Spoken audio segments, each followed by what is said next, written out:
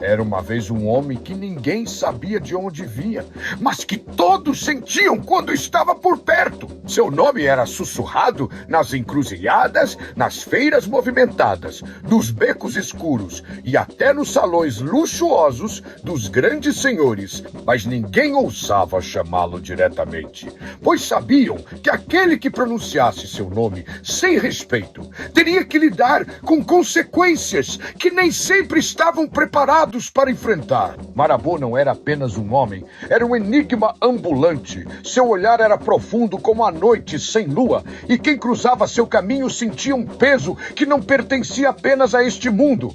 Desde cedo, Marabô demonstrava inteligência afiada e uma percepção além da compreensão humana. Enquanto outros viviam na superfície dos acontecimentos, ele enxergava o que se escondia por trás das palavras e dos gestos. Ele não precisava perguntar, pois já sabia as respostas. Ele não se preocupava com as aparências, pois via o que existia além das máscaras que os homens usavam para enganar a si mesmos. Dizem que, em uma de suas vidas, foi um estrategista brilhante, servindo reis e comandantes, sempre um passo à frente, prevendo os desfechos antes mesmo que as batalhas começassem. Era capaz de traçar planos com precisão assustadora, como se soubesse exatamente onde cada peça cairia no tabuleiro da vida. Em outra, foi um mercador astuto, mas ele não vendia apenas mercadorias, vendia segredos. Sabia quais eram os desejos ocultos dos homens, conhecia seus medos mais profundos e entendia o preço exato que cada um estava disposto a pagar por aquilo que tanto almejava.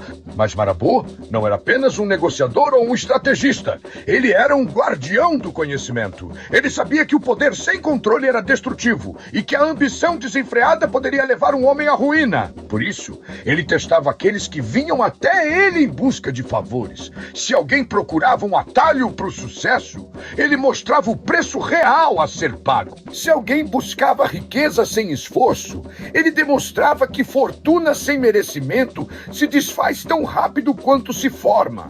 Seu nome era temido por aqueles que tentavam trapacear o destino.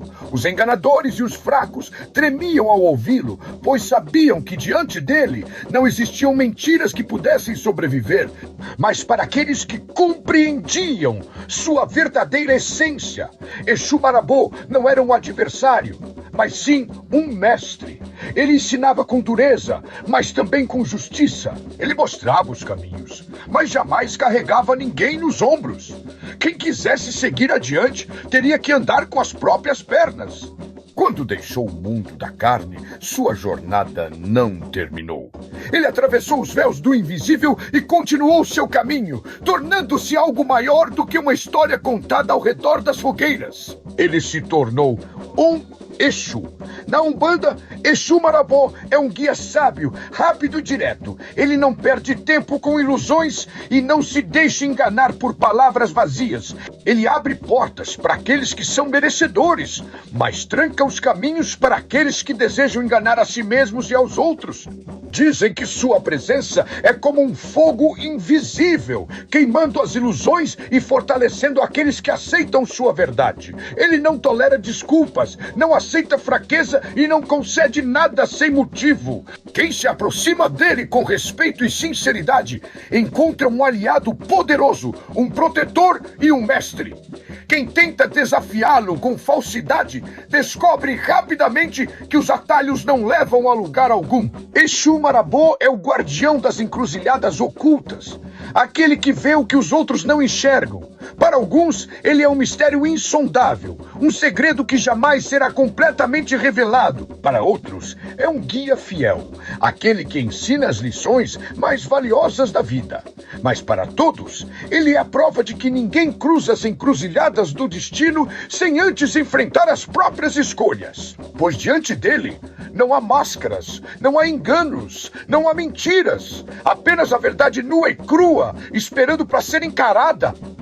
E assim, entre mistérios e verdades, Exu Marabu segue guardando os caminhos, desafiando os que temem a própria sombra e guiando os que buscam sabedoria, pois no fim, o destino sempre pertence a quem escolhe enfrentá-lo. Saravazinho, estudando a Umbanda com ciência, energia e espiritualidade.